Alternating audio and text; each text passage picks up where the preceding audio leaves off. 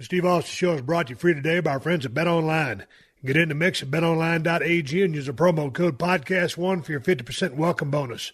BetOnline, your online sportsbook experts and exclusive partner of PodcastOne Sportsnet. The following program is a PodcastOne.com production. From Hollywood, California, by way of the Broken Skull Ranch, this is the Steve Austin Show. Give me a hell yeah. Hell yeah. Now, here's Steve Austin. Let's bring a little class, prestige, and some good looks to the show. We're going to kick it now with my good friend, WWE Diva, Lilian Garcia.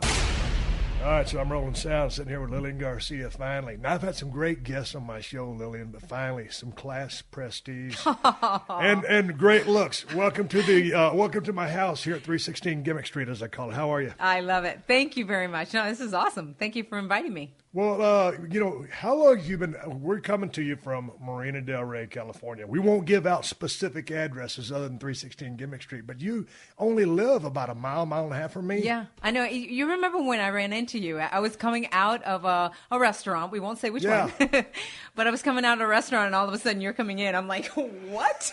Are you kidding me right now? Yeah, and then you told me that you lived, in this area, so it's awesome. So, but I never see you. Now, granted, I'm a homebody. We don't do out. We go to our one sushi joint, which is right over here. We're pointing and not giving our locations up. No GPS coordinates. But I never see you. I know. I guess I'm always by the beach, and you apparently don't like the water. No, are you a beach bum? Do you go down there? I don't. I like to run the beach or walk the beach. Now I have to walk the beach because of the injury that I had with my car accident. But I'm down there, in Venice and all that, cruising around. I'm not much of one that likes to lay out because I'm very impatient. Yeah, and, me too. Yeah, that. My wife can go down there and lay around all day long and suntan and flip over and go get in the water for a second and come back out. And she keeps asking me, and I've never been down there because I don't lay around well. Yeah. I'm ADD. Exactly. Yeah, I got to go. Type A personality, got to do this. Hey, check it out. Hey, where we're at, when you hit down to the beach and hang a right, there's, the beach right there, and it turns into, it's the boardwalk, right? It goes from Marina Del Rey to Venice, and it cruises on into Santa Monica. That's a freak show.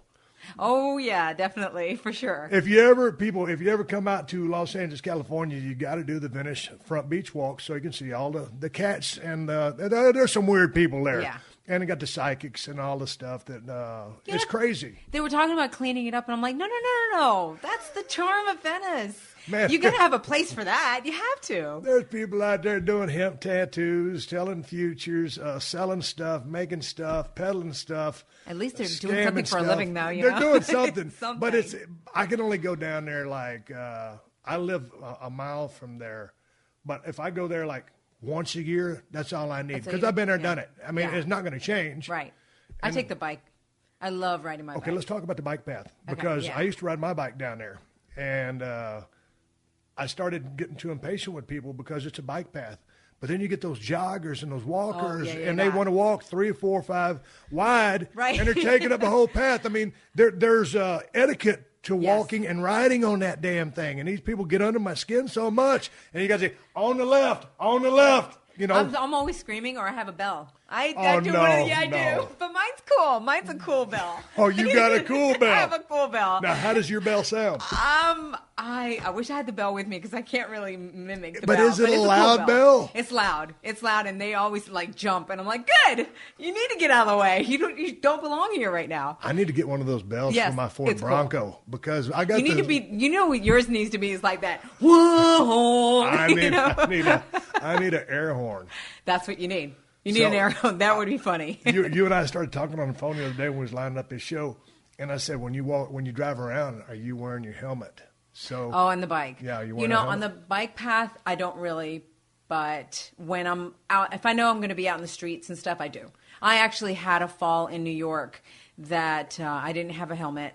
And sure enough, my head hit the concrete. Mm. And sure enough, I had to go to the hospital. Mm. I didn't want to, but they were like, no, you have to. So I did. And nothing happened from that, but I learned my lesson that for sure, when I'm out around traffic, it's better.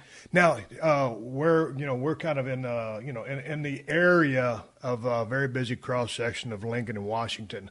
Now, I come back and forth to the house all the time, And see, the people on bicycles are supposed to ride with the grain, right, with the flow of traffic. But everybody here wants to ride against the grain because they want to see what's coming up. Exactly. But my problem with that is when you're making a left-hand turn and you're looking at oncoming traffic, and then here comes someone from your blind side, your left-hand side. Well, then they start MFing you and calling you out because you cut them off. But you got to ride away. They have to. I think they have to. Well, it's same traffic laws, and they never wanted to use the stop signs either. Right. They blow through those. You go through the red lights and all that. Yeah. No, I always stop. I know, and as a vehicle driver, I mean, you kind of want to give them the right of way because your car weighs 6,000 pounds and they're on a 100-pound bicycle. But, hey, if you're on a bicycle out there and riding anywhere in the world, don't assume that car is just going to let you pass because they're expecting you to stop at that stop sign. Absolutely. Here I am talking about bicycle safety with Lilian Garcia, 316 Gimmick Street. I did all my research on Lilian. That's the last thing I thought we were going to talk about. Hey, but I told you, I said, hey, we're just going to sit here and talk. Yeah, and that's all it's going to be. Great. You were, if you don't mind talking about this, a couple of years back, you got hit by a car. Yeah, I did. You were a pedestrian then, right? I was a pedestrian. What happened? I was working out, actually.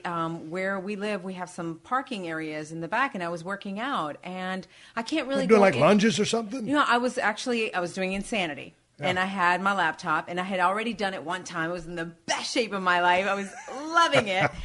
And then I was like, I'm going to do this all over again. We just got back from Egypt. We did the tour over there, WWE. And we had just a 3-day turnaround before I was getting back on another tour to go to Europe. And it was that morning that I was like, okay, I just got back from Egypt. I hadn't worked out in Egypt because I visited the pyramids, which I'm glad about. And I'm like, I have to get a 20-minute quick Insanity workout. So I had my laptop there, and all of a sudden, I really can't go into specifics because the case is actually still open. Okay, yeah. But I was seen 1 minute, and then the next minute, the guy forgot that I was there, and he rolled his car, like literally hit me with the passenger side of the car. Yeah. And I was down doing push-ups, and it hit me on the head. And I had 3 discs that were dislocated in the back of my neck, and then it all went to the back as well. Mm-hmm. And it's been a year and 3 months, and I'm still rehabbing from it. And the thing is though, I was like, wait a minute. I can't believe like all the rehab and everything that I've had to do, and you guys actually signed up for taking bumps every day, and I mean, just me being on an airplane hurts. Well, you guys taking bumps is different than getting hit by a car. I don't know. You're not ready to get hit by a car ever. I'm telling you, some of the things that I see you guys do, it just makes me more in awe. Well, some of the things you see us do. Here's one. I must pull the old switcheroo. Some of the things you've done. I watched some of your crash landings on the way to the ring. Oh, God. You brought it up. I had to go there. London was the best. No, hold on. Okay. Whether it's Monday Night Raw or a SmackDown or a pay-per-view, and all across the world, and for a worldwide audience to see, I saw one time you blew a heel out. Yes. And one time just a trip. But you referred to England. What happened? So what happened was, so 2 weeks before we go to London, I actually am walking down the ramp, and my heel the strap just completely broke. So so I just had to take my shoes off, and I just swung them in the air as I'm running down the ramp and getting in the ring. Like you have to play it off. You do. But then 2 weeks after that, what happened was in London we had the local crew there that were working, and we have the pyro cannons, that are set up right before the show. Well, Michael Cole goes out and JBL goes out, and then they forgot that I was coming through, and they put the pyro cannons right in the entrance. Oh. So when I came out, I was actually looking up at the audience and waving, and next thing you know, boom, boom, boom, I slipped on one of the pyro cannons, and you can see me on the recording. I look back and I'm like, what the hell was that? Like, who just tripped me? Because there's normally nothing there in the ramp. Yeah. And I missed the opportunity to say, I'm falling for you, London, or London Bridge is falling down. No, Lillian's falling down. But the other thing about it, you had it with class and grace, and because it's embarrassing.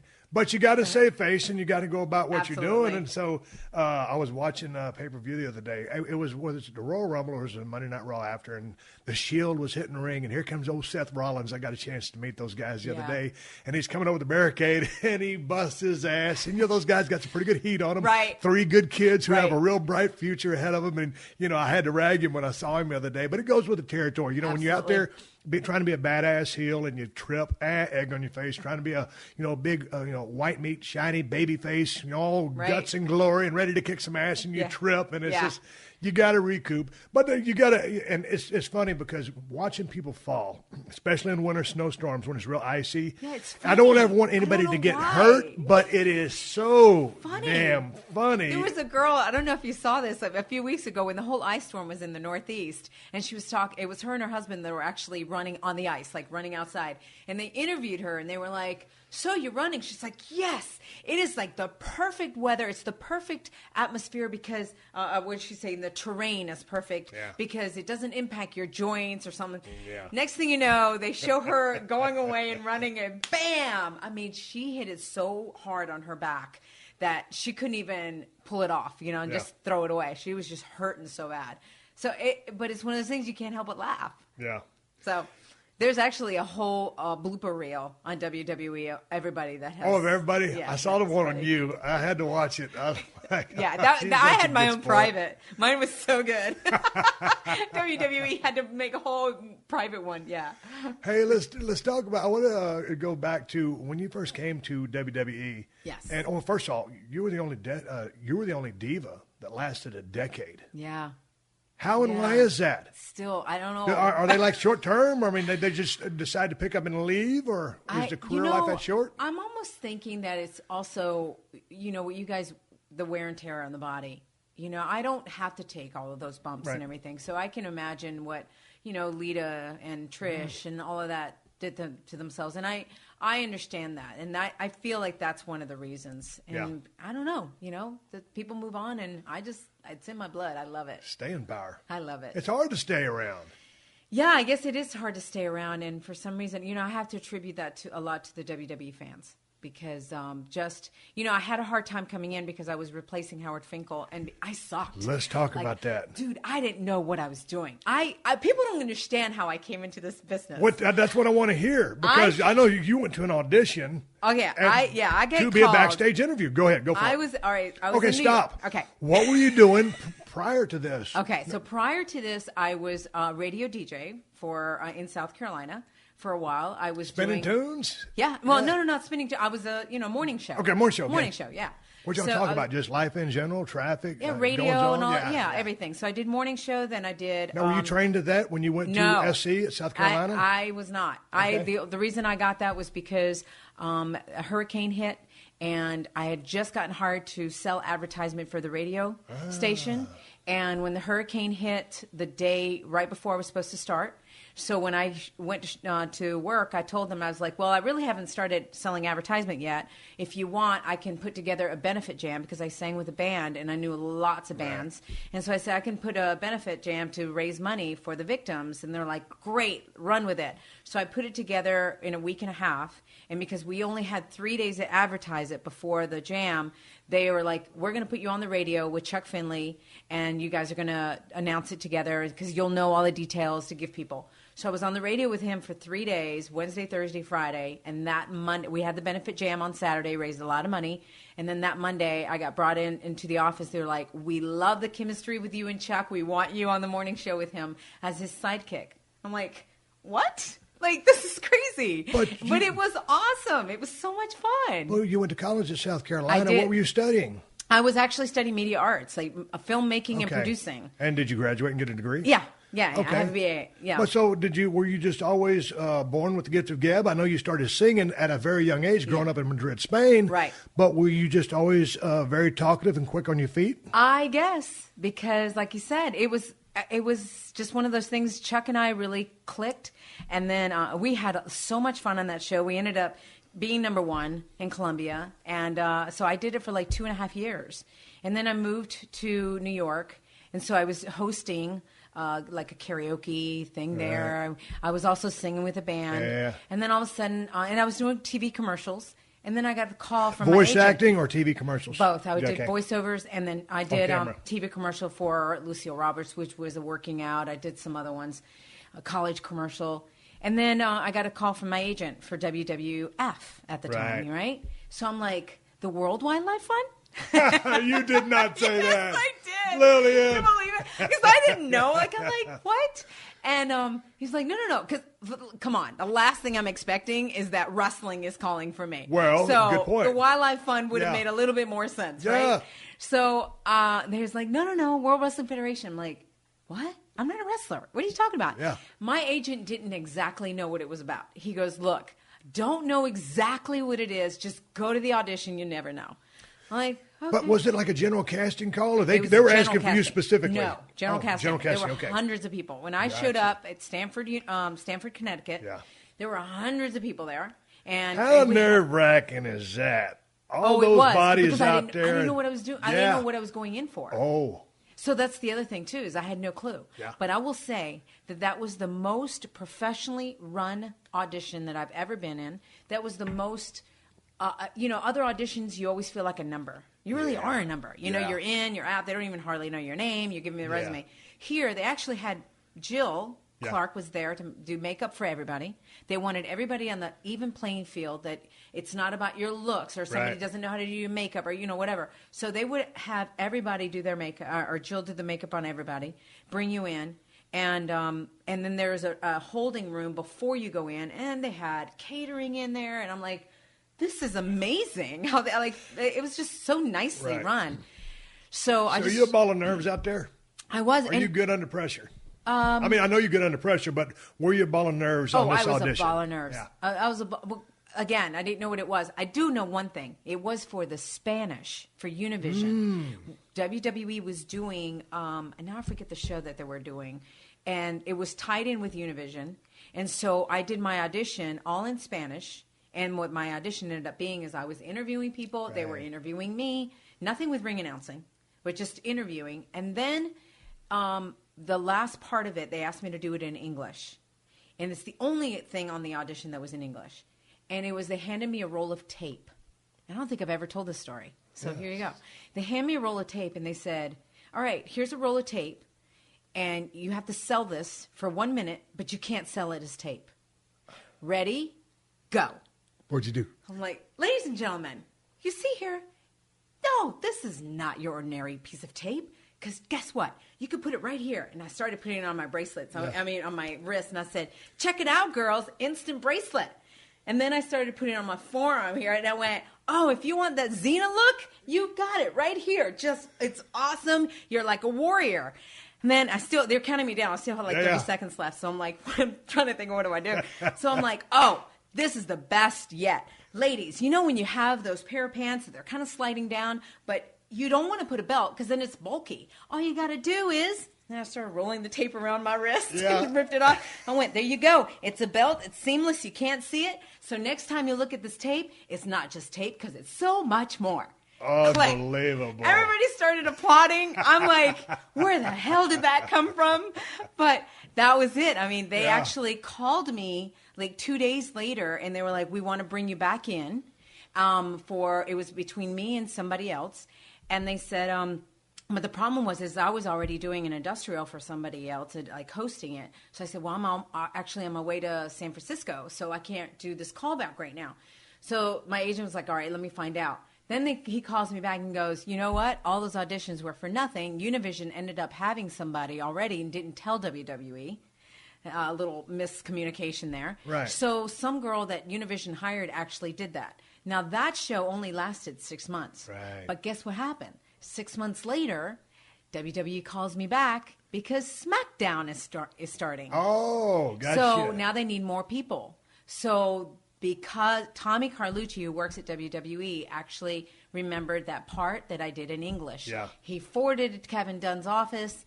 Next thing you know, they brought me back in 6 months later. I'm like, wow, this is crazy. This company keeps coming back, you know.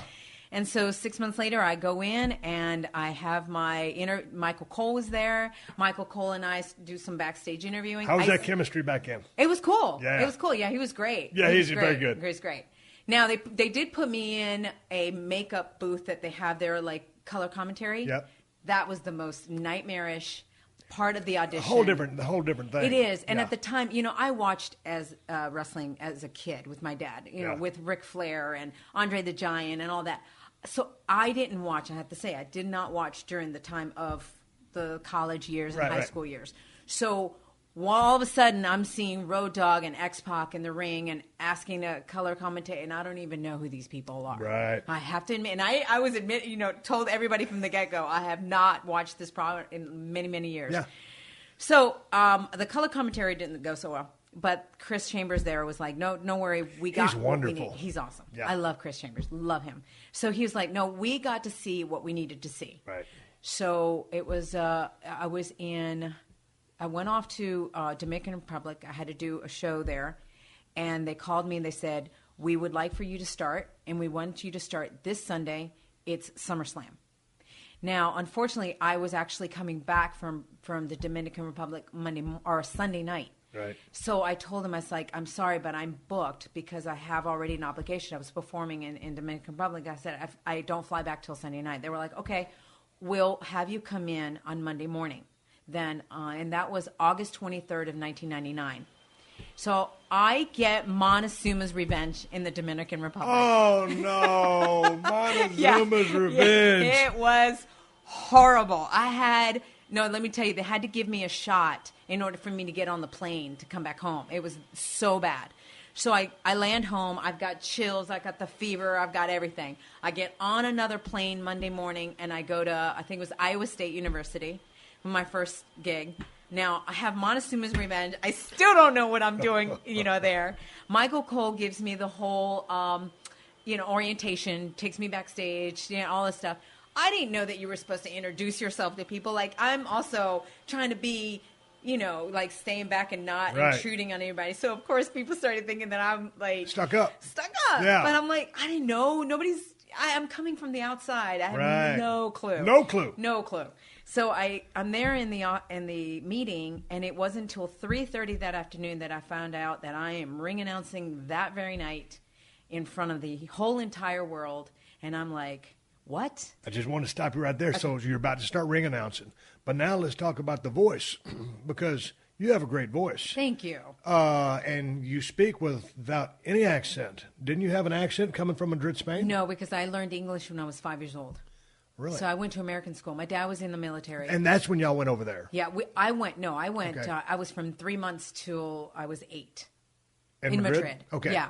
So I went to the military school, though, English military school. Okay. So I started, when I went to kindergarten, I had a sign that said hello and goodbye. All I could say was hello and goodbye in English. Right. So I started learning English when I was in kindergarten.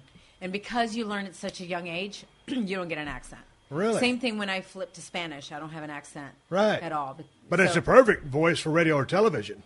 Thanks. Well, yeah, I'm so happy that my parents put me in American school and I could have that. And when I do anything in Spanish, because I do a lot of stuff, broadcasting and all that as well in Spanish, then I could do it fluent in that way as well and not have an accent. But you also have a great voice from the respect that you project from your diaphragm. There's so many people, and you can see some of the green guys and gals on WWE not projecting from the diaphragm, and their voice doesn't sound as good as it could. Sometimes I'm guilty of that just because I'm lazy. Right. Now, were you taught that because of your young age at which you started singing? Yeah, I started singing when I was 5. Right. And then I started taking lessons around when I was about 15 or 16 years old. And that's when I started learning about the whole diaphragm and projecting. And because I've continued with the lessons, I still do. And people don't understand. They'll like, well, but you already know how to sing. Right. But it's not about that. It's just like a football team without a coach. You still have to have a coach. Yeah. So I have a coach. And you already know how to play football, but you got to keep playing football to be good at it. So you got to maintain your pipes. Well, the coach is on the outside looking in and is able to adjust things that you can't do on yourself. But will they make technical adjustments or say, hey, for me, Lilian? Absolutely. Really? Every session, I learn something new. Every single session. Yeah. Every session. So, and it's great, technology. My coach, John Myers, is in New York. I've been with him now for like 16 years. He's amazing. I will not leave him. He's just that good. And when I left New York, that was one of the toughest things. I was like, oh, do I leave New York because of him? Yeah. Like, he really, like, was one of the... But then I was like, wait a minute, we can Skype. Right. And sure enough, that's how we do our lessons. We Skype, and it's perfect. Now, were It's you like he's ready there to in the bolt ring. out of New York City? Because you had been there, what, 13 years? Yeah, 16 years, 16 actually. years. Yeah. So I was ready. Escape because from of the New weather. York. You were ready to get out. And Yeah, now, the thank winter's goodness. too cold? Are you kidding me? In the last 3.5 years, I've been nothing but sunshine, and they're just freezing. Doesn't the weather in the area, the Southern California weather, the valley's hotter than hell, but here in the Marina, Venice area, Santa Monica, right by the ocean, you get the marine layers. It's great. It's the greatest now, and I never thought I would say that I love L.A., but I do. I do. And it is not for, because I don't have to mix with too many people. Not only that, we don't have to drive on the 405 and all that. I mean, there's so many back roads. That's it. People don't realize that. I got a friend, Lilian, that knows how to get everywhere driving the back alleys. He'll never hit a road. He drives on the alleys behind the houses. Me and too. like me, I don't know enough shortcuts, so I'm that guy in traffic. Oh, you are? Yeah. I've learned GPS is awesome. And I just look at the map, and going down Venice, you can cut through, going down Washington, all of that, and I can get into Hollywood in like 30, 35 minutes. Right. It's great. But it's all about the back roads. If you don't, It's all I have about one of those GPS things, and my wife is born and raised here in Los Angeles. So, I mean, she knows this place like the back of her hand. Yeah. So I'd be coming up on a critical turn. I got to make a decision here. And I call her up and said, hey, Kristen, I said, Garmin's telling me to do this, but I think there's a better route. She goes, oh, no, don't do that. Do this. And then she reroutes me. So I just threw the Garmin away. Of course, now with the smartphone technology, I'm pretty good. Yeah.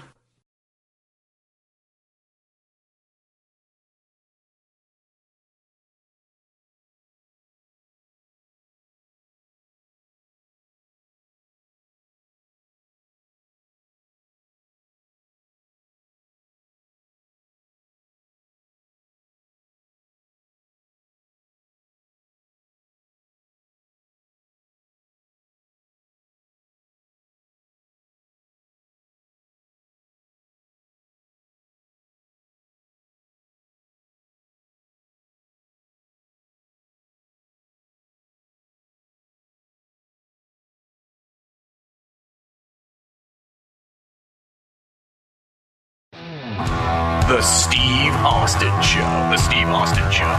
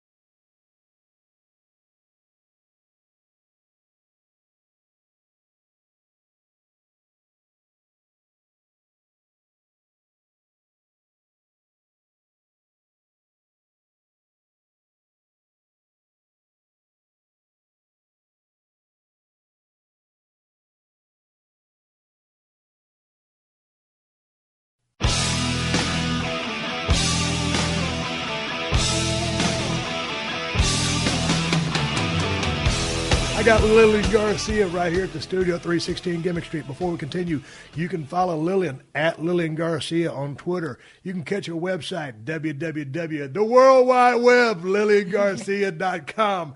How often are you updating that blog? I was on it last night. Yeah. You stay pretty hands-on? Yeah, I try as much as I can. You know, the schedule's kind of crazy because I've got WWE and I've got my band. Right. And then I've got, philanthropy jobs that I do as well. So yeah, you're with a lot of charities, doing a lot of good things. Okay, back to the task at hand. Yes. So there you are. You're going to ring announce. Yes. Totally unbeknownst to you. And you've got long-time, Howard Finkel. I was so proud when Howard Finkel announced me at Madison Square Garden because his voice, that booming voice, and, when Howard announced you, you were somebody. And so I got a lot of great memories of Howard Finkel. Of course, Tony Chimmel, doing it for such a long time. And Tony's one of the greatest guys in the world. Ever. Chimmel 316. So now all of a sudden, you're kind of, taking their spot. Yeah. So pressure, did you feel, I'm telling you, it's 3:30. Like I said, I got told that I was going to be ring announcing that night. Tony Chimmel was there. He actually helped me with exactly match by match what to say. So we had little cue cards that I started writing down. Now, we sat down at, that was 3:30 I told, so we sat down at 5:30 to do that. We get done at 6:30. I have about 15, 20 minutes to get ready. Now I'm in the locker room with China and Tori and Terry Runnels and all these girls I don't know, and I don't even have time to introduce myself and because I'm being told you've got about 15, 20 minutes. So they're probably like, who's minutes. This chick over here, blah, blah, blah. Who is this? Yeah. And I have 15, 20 minutes to get ready so that I can go out because now we're an hour, we're live. Yeah. And we're in Central Time. Live. Yeah. And we're in Central Time. So we're going on with Raw at 8 o'clock. Yeah. That's when we had, it was 2 hours at that time. And so they have me go out to watch Tony Chimmel do Sunday Night Heat at 7 o'clock. So as I'm watching him do this at about from 7 to 7:40, as I'm watching him, I'm rewriting my cue cards because they're nothing but scribble all over the place. I'm trying to make sense of what I'm Your about scribble to or do. their scribble? My scribble, Yeah. from 3, when I got together at 5:30. Now, so I'm rewriting it. I'm like, okay, I can do this because every time I go up there, just read the card. I can do this. 20 minutes before I'm going on the air, Mark Yaton, who sits next to me, that rings the bell. And Mark Eaton is the guy who used to throw me all those beers, folks. Yes. Everybody talks about who's the guy throwing you the beers. It's Mark. WWE Timekeeper on Twitter. Mark Eaton is the guy that launched me all those beers for all those years. 99.9% of the beers were launched by Mark Eaton. Hello, Mark. On with the story. And he's awesome. He's a great guy. His name was great, Yeah. right? So he looks at me and he goes, you can't use cue cards, right? Oh, no. I look at him and go, this is a really bad time for a joke. Really bad time. I'm already dying here. He goes, no, you don't understand. Kevin Dunn, our executive producer, doesn't like cue cards. I'm like, what? Does people understand that I just got hired and just appeared today and I don't know what I'm doing? I don't know who these people are, the wrestlers, and I don't know their names because I haven't watched in so many years. It's totally new to you. It is so new to me. And it's not my fault. I got hired. I'm trying to do the best I can. So I, thank God, have photographic memory from my mother. I wanted to ask you about that. So how photographic is that memory? It worked pretty well. There were still a lot of mistakes, but I would look at a card and just memorize it, and then do you read it one time, or you got to read it a couple times and then you got it? A couple times. I didn't know. This is actually the first time really that I got tested with that photographic memory. In school I did well. I could be in a class and be in a test. And I'm like, oh, what's the answer? And then I look back to my notes in my mind and literally flipping the pages and could actually see the answer that was written on the top. Mm-hmm. But it's one of those things, it's a short term. It's not, gotcha. I can't remember long term. So anyway, so I would just do that before every single match. Now, I had no rhythm. If you go back to listen. That's what I was going to ask you, developing your style, your cadence. Oh, my gosh. I went back and a friend of mine, or somebody, actually tweeted the first show I'd ever done. And I went back and I was like, okay, can I grin and bear this? I can only grin and bear a few matches. I'm like, wow, was I bad? Yeah. So bad. Well, but that is an exact parallel of what the superstars, anybody in the squared circle does. It's on the job training. And when you look back at your previous work, you're brutalized over it. Oh, how could I? That was rotten. Yeah. And I had no NXT to prepare me. Right. I had none of that. This was my NXT. But you know what I noticed about you when I've all the times Jesus Christ, when did you and I first meet? I don't remember what time or when we specifically shook hands, but a long time ago. We drank so many beers together. We'll get to that. Right. But the thing I've noticed about you is you never let them see you sweat. You're always cool, calm, and collected. That's the mark of a pro or someone elusive. It really has their faculties together, and that's premier. I had everybody full because inside I was dying. I've done the same thing. We all have, and you never get flustered out there. Right. You have to. And it's funny because I look back to my career and I go, this is kind of an example. It starts back from when I moved from Spain and I was 8 years old. My mother stuck me into swim team when I was 9 without knowing how to swim. Yeah. And I got through it. It was tough, but then, I swam for 10 years, and I actually coached swimming for 2 years. So I got good at it. And then same thing with radio. I didn't know how to be a morning DJ, but I got thrown in there, But I did it. And then when Chuck decided to leave, I actually got thrown into my own afternoon drive time. And nobody taught me how to run the board. Right. But I kind of seen Chuck, kind of observed him.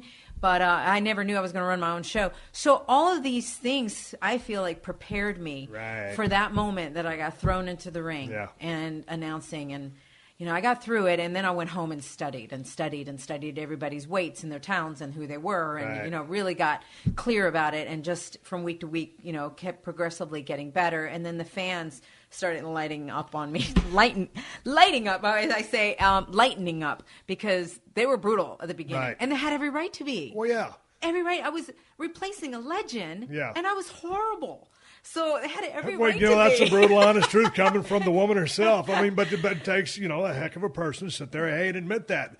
But obviously you came up to speed real quick. Did you go back and watch game film of Howard Toney or Michael Buffer or Bruce Buffer? Well, probably pre-Bruce Buffer, pre-Bruce Buffer with UFC, but just people from that vein. As long as it was announcing people in the ring, did you study any stuff like that? I didn't, and the reason why is because I didn't want to copy them.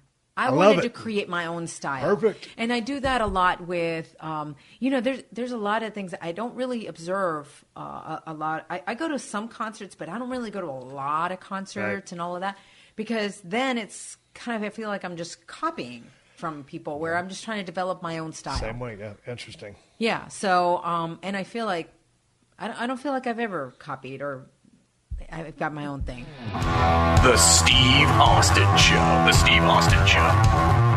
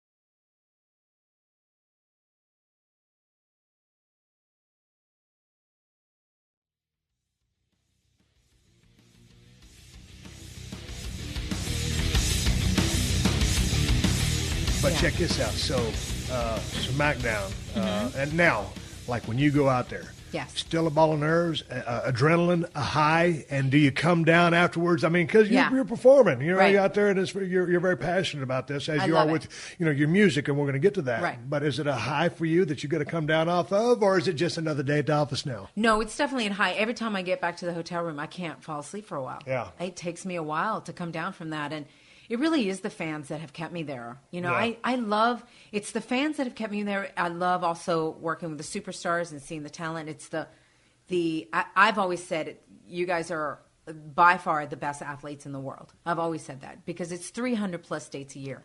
It's not a season, and the kind of bumps that you guys always took. I'm sorry, but I never had any respect for, it's not that I didn't have respect, but when people would say, oh, it's fake. What's fake? I'm going, you know what? You're not with these guys when they're icing their bodies. It's the hardest fake job I ever had. Exactly. From head to toe, the surgeries, the sacrifice that you're making away from your families. Because I do the live events, only the TV events. I don't do the house shows. Right, the house shows, yeah. So for me, I feel like that's the other reason, maybe longevity. Right. It was easier for me. But so I have so much respect for that. And I always told people, well, I guess that means if you don't want to watch the show because you think it's fake and scripted and all that, then you can't go watch another movie. Right. Because guess what? Yeah. that is scripted. Yeah, it's about as scripted and as fake as it can get. Right. Yeah. But in a movie, you don't suffer the injuries to your body like you do in this sport. Hey, let's shift gears. You've had some very memorable skits and segments with WWE superstars, and there have been some real classic moments. Let's talk just for a second about Nelson Frazier. I know. Viscera. Just passed away a couple of days ago as we speak. And I didn't put anything out on Twitter, but, rest in peace. I didn't know that guy very well.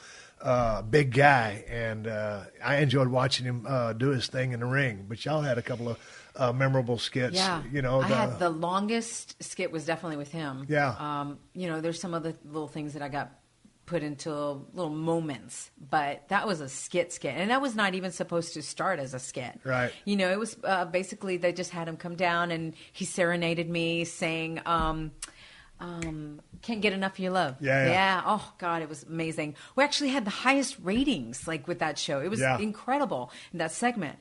And from there, because of the ratings and all, they were like, "Oh, we've got something here. Let's do."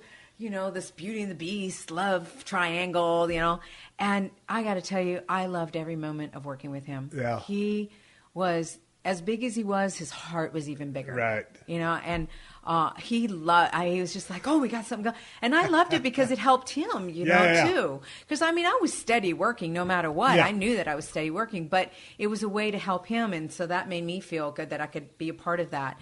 And then, and we had the whole twist when I actually proposed to him. Yeah.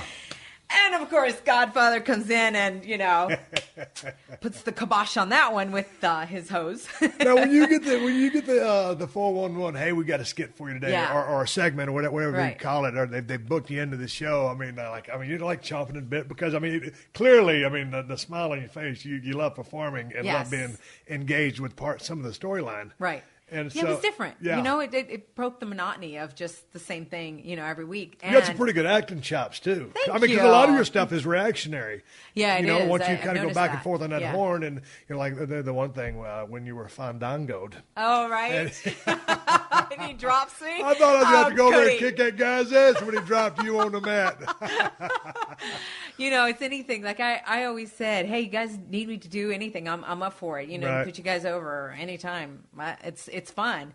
And the one thing I don't think I ever got to, I was never a victim of, was the Dudley Boys putting me through a table. That was the only one I think that I missed out. But I told them, I was like, hey, you need me anytime, Yeah. But there were some other moments, with 3-minute warning. Wow. Yeah. Now, see, that one was when I actually could feel, in a way, got a hint of what you guys went through, because I don't know what the name of that. I guess it was the Simone drop. Yeah. So when he did that to me, of course I didn't want to sell it, Yeah. But I was like, Chris comes with me at in the back, I'm going, of course, storyline, go out in the stretcher. I was actually glad to go out in the stretcher, to be honest with you. But, so I go out of the back. He's like, are you okay? And I went, ow, my head is killing me. Because I hit back with my head. Because I'm not trained. You don't take bumps. Yeah, I'm not trained. So I hit back. And I did, they told me, hold your breath when you go down. Yeah. Well, of course, I don't remember that. So I did get the wind knocked out of me as well. But the next day, I felt like a truck had hit me, like just massive truck. Yeah. And I went, wow, you guys do this every day? You're kidding me? Yeah, but that's part of it. Once you get on the road, if you haven't been in the ring, it takes you about 3-4 weeks to get into ring shape and then bump shape. And so then you kind of wear that armor because you're used to it. But, if you come off the road for any amount of time, you got to get back in road and bump shape. So, obviously, it's not like you were technically trained to take a Samoan drop, which is a pretty good bump. No, it was good. Yeah, I'm glad it looked so good. I'm just, glad that it. We had, I don't know how many beers you and I drank together. Oh, my Lord. After so many shows, you can drink. No. I can wear the beer. I fooled you because let me tell you something. I don't like beer. Here's what's so funny about it. In college years, everyone's trying to get me to like beer. And you're supposed to have that acquiring taste time. Yeah. I have never gotten to the point where I could acquire the taste. I am a vodka kind of girl. Like vodka, tequila. Well, I dig vodka too. It just don't make for such a good visual when people throw bottles of vodka to you. But to your credit, I mean, you would guzzle beer or pour some in and I poured some on you. So I would say you're highly professional, but on a between you and me level, you were so cool. Because there's so many times I just doused you with beer and your clothes had to just smell like, and that's the way my whole act was. But you were so cool about that. I always appreciated it. And yeah, it was fun, but so much fun. To a point, I'm thinking, okay, I'm stone cold, man. We're gonna put a show on for these guys and let everybody go home happy. And I'm cool. I know I just got on trunks and boots and knee pads, but you got on some nice threads and your hair was all done up. So, okay. You were always so gracious. It's okay. I appreciated it. Yeah, was there ever time you had to leave that ring a couple times with a pretty good bus? Oh, so I was going to tell you, there was one time I counted it, 15 beers. You handed me 15 beers. Between you handing it me and then you pouring it over me. And I have to say that because I tried to let most of it just go all over my clothing instead of me, swallowing 15 beers, I would have been in the hospital. But that particular day, I got enough beer in me where I was in the back. I'm like, I am buzzed. Where's the party? And then, of course, everyone's just packing up and everyone's going to the hotel room. And I'm like, seriously, where's the party? So it was fun. Oh, my God. So I got to tell you, Steve, every time that you would go in there and you'd call me in, I'm like, yes. I was excited every time I got to do it. And that one time, I was really going to propose to you. And I remember that. Apparently that made one of the classic moments. I just needed a beer. I know. That was great. If you guys get to Google that. Let's talk about your singing career and what you got going on right now. Because I know you have your band and y'all are practicing. Y'all are about to go on the road, right? Yeah. So I put together a band here. I've had my band in New York, and then when we left, obviously, when I left, I had to put a whole new band here. So I decided to put hold auditions, got some great players, and we've been rehearsing, and then we did some gigs in Vegas and in December. It went great. And from there, I can officially announce it now, and you'll be the first one to hear it here. We've been booked for NASCAR. We're in Las Vegas. We're going to be performing March 8th, and it will be at the Las Vegas Speedway. That's so awesome. It's going to be fun. It's the whole NASCAR weekend. It's the NASCAR weekend's the 6th through the 8th, so we'll be, towards the. So how many performances will that be? I believe I haven't even gotten all the details yet. Gotcha. I just know that my performance is on the 8th. I do know that, and then from there we're looking to get some more. We've got some booking agents that are lined up and all that, and then we'll have the full entourage of what our schedule is going to be. But we've just been doing a lot of rehearsals, just getting ready. So will you be playing a full set? Yeah, giving you a time allotment yet? They haven't told me yet. I know that we've been rehearsing so much because we want to have at least 2 or 3 sets, ready for any kind of gig that comes up, and that's a lot of material. It's a lot of singing for me. So it's also I've been having to do a lot of rehearsals to get me ready because it's the voice is a muscle like anything else. You can talk all day, okay, and you're ready for that, but singing's a whole different ball game. And it's like me going into the ring and having my, match night after night after night. Right. If I'm not trained for that and my body's not trained for that, I'm not going to make it third night. So I've been doing a lot of singing with my band lately so that I can get my voice muscle, singing muscle ready and prepared to do that. I got a question for you. I'm fixing to go out. We're going to roll cameras in about 2 weeks on a reality show that I just told you about. Yes, the Broken so Skull exciting. Challenge. And I'm going to be, motivating these cats and, giving them instructions and yelling at them to a large degree. Do you think I should, and this is a serious question, do you think I should kind of practice yelling so I'm used to using my voice to that capacity? Yeah, I would definitely say that every day you should do some of that. I also think it's very important, throat coat tea. It's What's amazing. It's called throat coat tea. Oh, you gotta don't do it with the echinacea or anything like that. But it's just the regular throat coat tea and honey, hot water, honey, throat coat. That will save you. I remember when Michael Cole came to me and asking me, "Oh my God, my throat is almost done." Yeah, and Jerry Lawler, same thing. And they were doing hot water and lemon. I went, no. The lemon, it's too citrusy. Yeah. It actually dry you out. Erode you. Yeah, it's awful. Yeah. So I gave him some throat coat and I gave him honey and they got through the whole now, deal. where do you get throat coat at? Just any GNC. Oh, so it's an actual. Yeah. Okay. Whole Foods. Yeah. Ralph's has it. The grocery store. that kind of thing. But that's great stuff for the voice. Anybody out there that's got that Y'all needs go that. check me out, yelling at people with throat coat. Yeah, Hey. yeah, in your thermos, literally.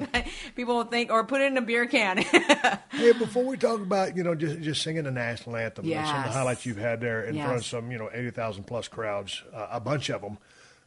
Just within the music that you're going to play at NASCAR, you write a lot of your music. Yeah, I have. So you sit down to write a song. What's the process for you? I actually like writing with other writers. I've done some things With on the my same. own. Okay, so do you? Okay, so Different. maybe do you both come with the same concept, or just sit there and just try to then spitball it? I come in with, when we get with a depending on the group, because I have different writers that I write with. I'll be like, okay, I want to write this kind of song, but not the concept. I've never approached it about this. I've approached it on music-wise, like what kind of tempo do I want to write? But am I feeling blue? Am I feeling happy? Am I feeling, what am I feeling? So we start with like the tempo and the vibe of it. And I'm like, okay, I'd love this song to have like lots of strings or guitar or, something. Once we start building the track is the one that all the time so far has led me to what I'm going to write about. Really? Yeah. Now, can you read and write music? Yeah. Okay. Oh, yeah. Well, actually, no. I did take piano when I was a kid, a very short time, because my teacher was so horrible. But on the building blocks, how do you say, okay, strings here, it's going to sound like this? Well, I don't. I work with a producer and I'll say, I would love some strings here. I don't say this note or that note or anything like that. Everything I've ever done is by ear. Gotcha. Everything I've ever done. So, but yeah, I get the song that determines when I hear it. It's kind of that. I feel like this song should be about this. Okay. And then I also try to tie it in as much as I can to my own life experiences. Mm-hmm. But then I also use my friends' life experiences or something, and right from the outside perspective. So it's a different process every time. That's what's so exciting about writing songs. You never know what you're going to come out with. Right. Never know. You never know, what's going to. And maybe I'll start with one thing, and by the end of the song, it's inspired me to go a different direction. Right. So it's just. The creative process is the best. Have you ever had one of those moments where maybe one song took, I don't know, forever to write, but then all of a sudden you sat down for a cup of coffee or whatever, the old thing in a cafe where someone gets a napkin and just starts writing, and one of those came out? Yes, I have. And there's a few songs that took forever to write, and then sure enough, I go back and listen to them. I never put them out. And then I go back and I go, yep, there was a reason they took forever to write. They were just, when it's that hard, move on. Right. Interesting. Move on. So, and then there's others that have just gelled and just right from the get-go just felt great. And, I just finished doing 4 songs with some writers in Nashville that I can't wait to share with everybody. Now, these Nashville, is that going to be country-inspired, or just they just happen to be based out of Nashville? People, they're based out of Nashville. People don't realize that Nashville is just becoming a songwriting capital. Like, there's just so many songwriters there that can actually diversify themselves to write country or write pop or write, the music mecca, not necessarily country and western. Exactly. So when I got a hold of these guys, I was introduced through my manager, and I was the first question I said to him. Wait a minute, can they write pop? Because I'm more pop. Right. I'm definitely more along the lines, or my whole new direction is along the lines of One Republic, Coldplay, Script. Right. It's an infusion a little bit, but it's a lot of strings and all that too in my music. I like to move people. Where did that come from? Madrid? Or just your personal I think taste? Through the years, just growing, I've tried, I did the harder rock a little bit, and because I've always liked the guitar and liked that rock influence. And then I tried dance for a little while. And that, I was like, no, this is not feeling it. And I did try country. I literally got together with a top producer in the country market and laid down some country tracks. We never released of it, just to see. And I went, no, this is being forced. This is being forced. And let me tell you, the country market or any market will know if you're just trying to do it as a gimmick or as a, force, you're just trying to fit in. So finally it was... But you didn't feel it. No, I didn't. Yeah. I didn't. And so finally it was this last year that I went, oh my God, this is it. This is what I need to do. Is I love moving people. One Republic and Script to me really move people in the music. It's just so...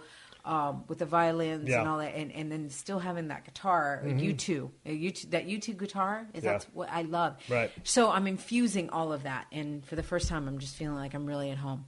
But music to me, one thing is hearing it, but I like to feel it.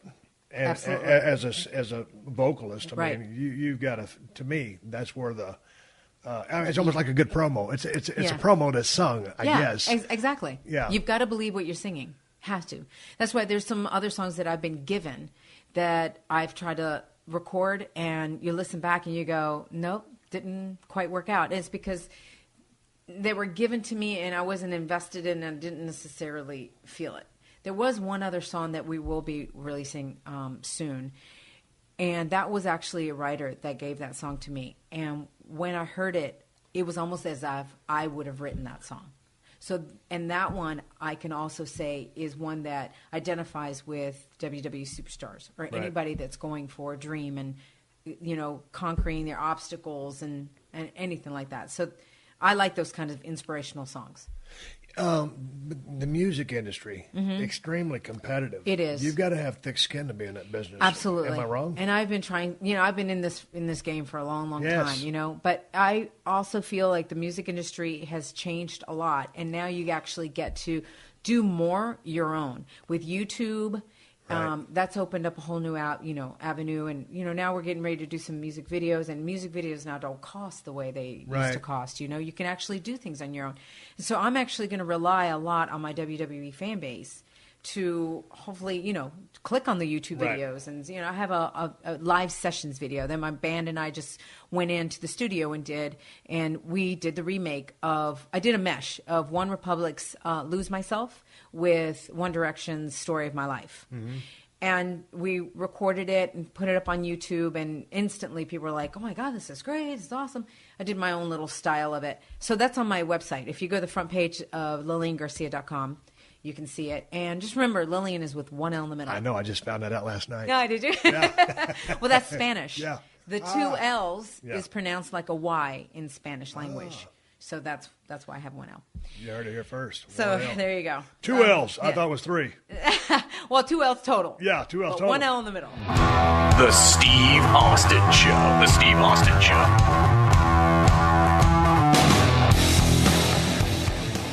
Did you know that right now Geico is offering an extra 15% credit on car, motorcycle, and RV policies?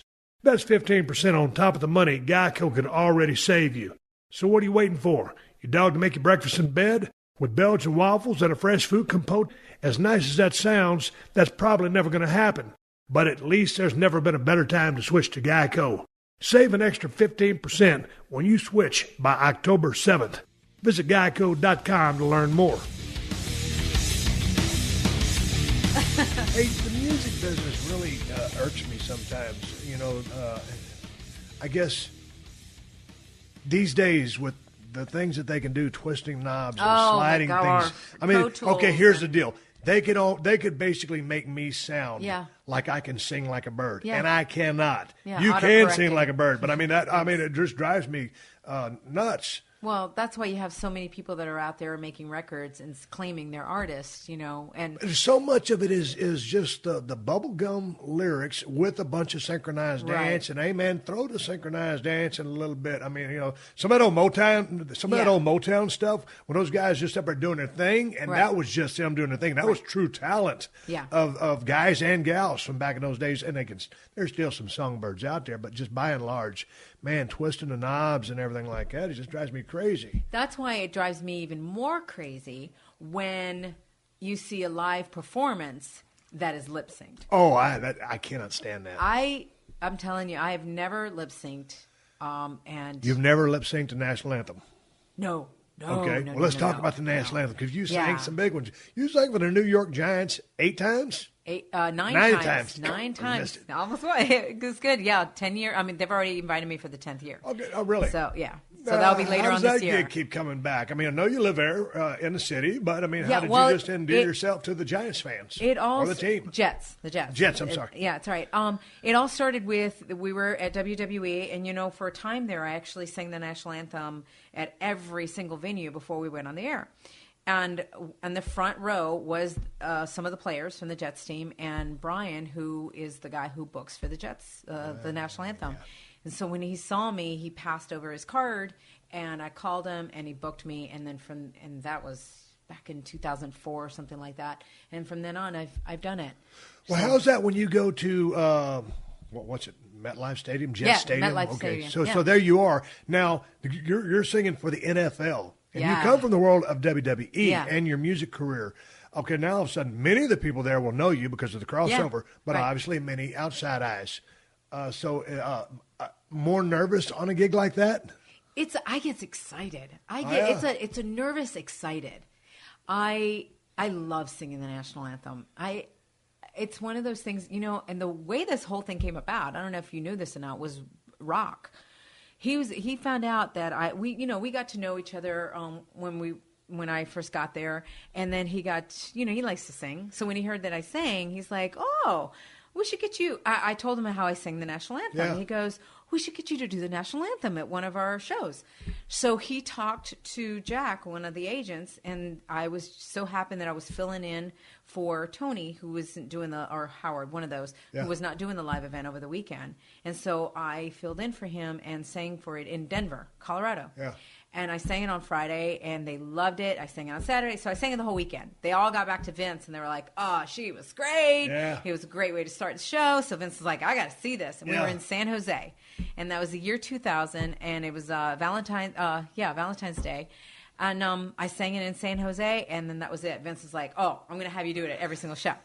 So I started doing Vince, Mr. Patriotism, and he loves the red, white, and blue USA and our troops. Yes. And that just before a big event, it's part of the protocol. Right. It's part of the whole package. And being that I'm an Army brat, my dad's a retired lieutenant colonel. It's very, very special and dear to my heart. So I got to perform it there, and then when I got when 9/11 happened, and I got Vince came to me and he's like, "I want you to do this tonight. Yeah, you're going to kick off the show. We're going to line all the superstars up." I was like, "Oh my gosh!" And because I lived in New York, like, how am I going to get through this? I was honored, so honored. But that's the moment that I really got. It wasn't an excited, nervous. Yeah. It was a nervous of, I hope I can get through this. Right. Because I know what I know how I was feeling. I was devastated, just devastated, been crying and crying and crying for days. Very personal to you. I knew, I knew I had to do it. And so, it was like, I gotta tell you, every time I watch it back, I'm still in that moment, and I still get tearful for it. And you could see that I broke down afterwards. I allowed myself to compose as much as I could, but seeing all of you guys lining up too with that, and everybody their hand on their heart and all, and the whole world came together that day. It was an unbelievable moment. It was surreal. The national anthem. So many times, people forget the lyrics. Yeah. Is it because the moment is so big? I mean, is it because they didn't rehearse? Is it because they get too wrapped up in it?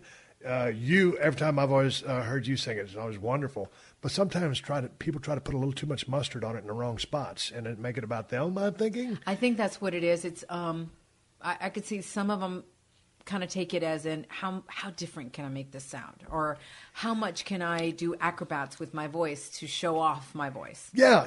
And I feel like there's a way you can still show off your voice, but I don't feel like that's the song of all songs. That's not necessarily the song. Thank you.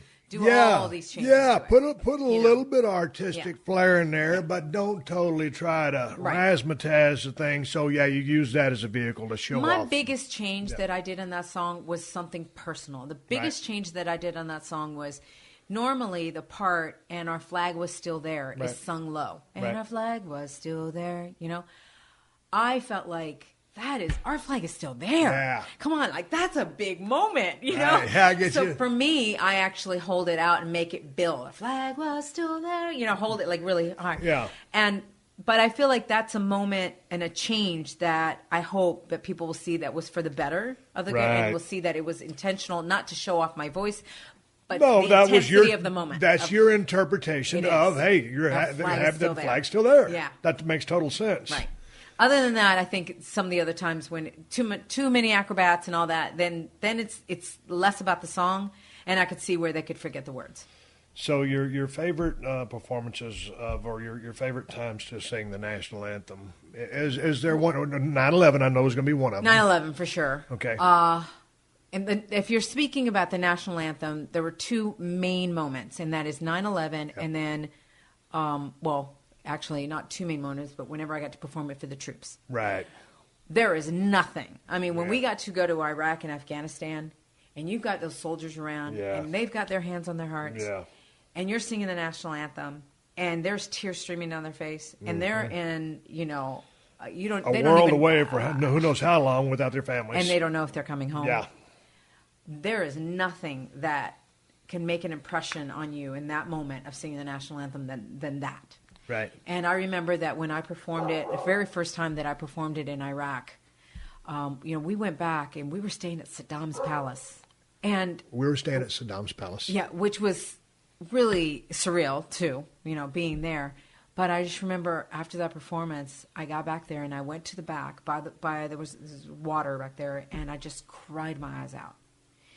And I went, wow, that was intense. Really? Yeah, that was just intense, just to have all the soldiers around and not knowing if they're going to go home. And we were going home. That was, you know, at the end of our week being there. So we were going home that night. Yeah. And I was like, I so wish that I could take these soldiers with me. Mm-hmm. You know, I kind of felt guilty that I got to go home. Right. But I remember one soldier coming up to me and he said, thank you. Thank you for singing that song because we never get to hear it here. And I was like, what? And I'm like, oh, yeah. Why would they get to hear it there? They're in the battle zone. You know, they're not in the good old USA where they get to hear the national anthem, play at games or whatever. So it was those. I would say that those moments are very special. As far as singing "America the Beautiful," which I've gotten to do, WrestleMania. I mean, singing it at WrestleMania, wow! And I've gotten to sing. Is that an easier song to sing because of the way it's structured? No, for me, national anthem is. Really? I don't know why. I don't know whether it's in my pocket more, because there are songs that are more in your pocket. Yeah. Try to describe that, but there is a certain pocket that you have as a vocalist, and I guess that you could compare it to certain moves that you would be more comfortable in doing to you know, when you're wrestling, and then there's some certain moves that you're like, nope, not even can feeling do it, but it's not as easy. It's Same thing with the national anthem for me is in my pocket, where America the Beautiful is a little bit more out of my pocket, and probably because I've gotten so much practice singing the national anthem, that could help too. But it is still, I love singing America the Beautiful as well. Out of all the people that, you know, you've been at the venues where, you know, either both songs are sang, or, you know, that obviously Aretha Franklin sang the national anthem twice, as did you. I've actually sung it 3 times. Oh, you got 3 now? I've got 3 now. I'm holding the record. So you're the record setter. I can't believe it. Like, seriously? Swinging beer for the singing woman right here on the Steve Austin Show. I didn't know you'd eclipse that. I mean, obviously, you know, Aretha Franklin is held in such a high regard. I know. For everything she did on a music level. Yeah, so amazing. So you're the all-time champ now. Yeah, when you look at your version of the song, do you think, okay, here's how Aretha does it, or this how someone does it? I mean, do you say, okay, where do I stack up on this? Or does it even matter? It's just, this is your interpretation and your voice and your heart. I can't compare myself to Aretha, and she can't compare herself to me. Like, we're apples to oranges. We're a different style. Yeah. She's going to be that more R&B, you know, soul. She's the queen of, you know, soul. Like, come on. Where I'm more pop. So it's completely different. And I think it's important when people watch any singer, don't try to compare them to somebody else. Right. Listen to them for whoever they are. Interesting. Yep. Yeah, it's easier for us. You know, it's easy for us to do that. It's the same thing with one of the superstars. You go, oh wow, he has moves remind me of. Right. You know, you could do that, but in the end, they start forming their own, and you just have to take them for who they are. Right.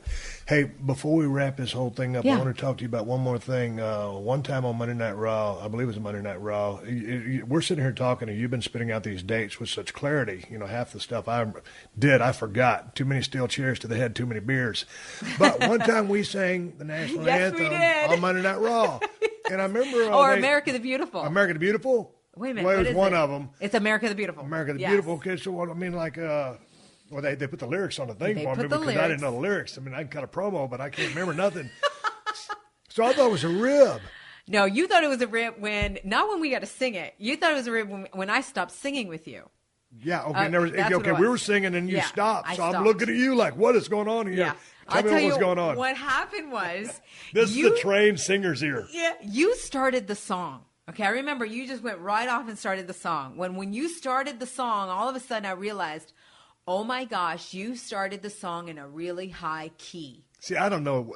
I don't know where the crap or the why my watch. I don't know what I'm doing. Right. So I started off too high. But for you, it's perfect. God, I can't even. America. Yeah, but I can't even remember the way that it starts the whole song. So, but I screwed your ear anyway, up. so no, what happened was, oh, beautiful. That's right. Oh, so we were all singing that, oh, beautiful for spacious, right? Everything's fine. Then when it hit America, you were so high that I would have had to sing like America, America. I'm like, I am not about to sing like this. So I stopped singing. And then you changed the key. I don't know if you realize you actually changed the key, which was better. So I started joining you again. I think I changed the key because I'm wondering, okay, the rib's going down. I'm kind of slowing down here. And and when I get that high range, or what's high for me, it's very flat because I just hit a ceiling. And it's a real low ceiling. So, but I thought it was like, man, she's ribbing me. No, and trying to get me out here singing by myself. It had nothing to do with it. Yeah, so that was a special moment. It was fun. That was fun. But, that was a special moment. Was I working as a heel at that time? I don't no. I can't remember. No, you were a total babyface, which is why they had us do it. Hey, so you've got let's wrap this thing up. So you're going to sing at NASCAR. I'm going to sing on NASCAR on March 8th. And then something else that I'm very tied in and it's very dear to my heart is that I'm actually been asked to be the ambassador for Susan G. Komen, their up-and-coming race, which is March 1st at Dodger Stadium. March 1st, Dodger Stadium. You will be performing? I will also be performing because they have asked me to sing the National Anthem. So there you go. I'll be kicking off the entire race. And they have a 10K and a 5K. The 10K qualifies for the marathon. Yep. I'll be walking the 5K. But I have my team also that we're forming. So if anybody out there wants to join my team, you can join until February 26th. And all you have to do is go to LilianGarcia.com, click on the link. My team is Lilian's Warriors. And breast cancer, this whole tying in with this is because my mom's a breast cancer survivor. Mine too.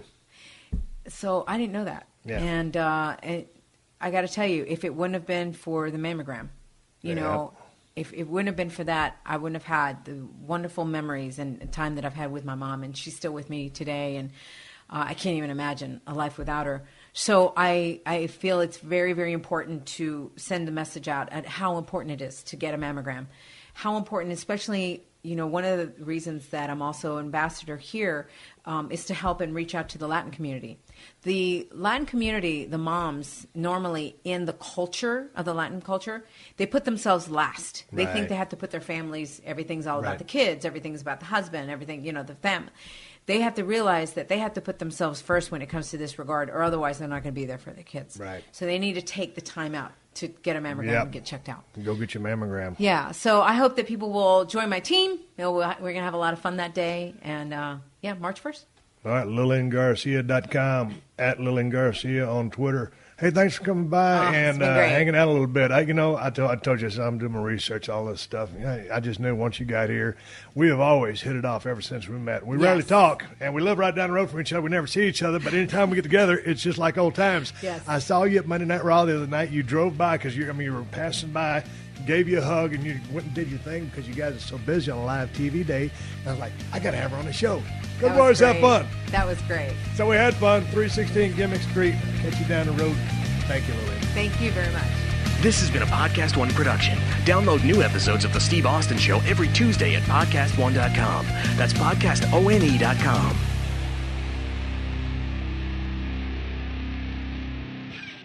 Hi, this is Chris Myers. For more than 3 decades, I've covered some of the biggest events in sports and talked with some of the most fascinating personalities. But now I want to invite you to join me for my new podcast, CMI, the Chris Myers Interview on Podcast One. Covered a lot of events, World Series, Red Sox, White Sox breaking through at their time, the Super Bowl as recently as Mahomes and the Chiefs coming back against the 49ers. I was there to grab Brady after he had that tremendous comeback against the Falcons in the Super Bowl, and some tough times, the '89 Earthquake World Series series that rocked the Bay Bridge, and first to talk to O.J. Simpson live after both of his trials, and on the air through the 1996 Atlanta Olympic bombings, informing people as best we could at the time. We'll go in-depth on stories past, present, and future to the effect of the world of sports and everybody in and around it, from current athletes, Hall of Famers, and some people you and I know. Hope you tune in to CMI, the Chris Myers Interview, on Apple Podcast, PodcastOne, and Spotify.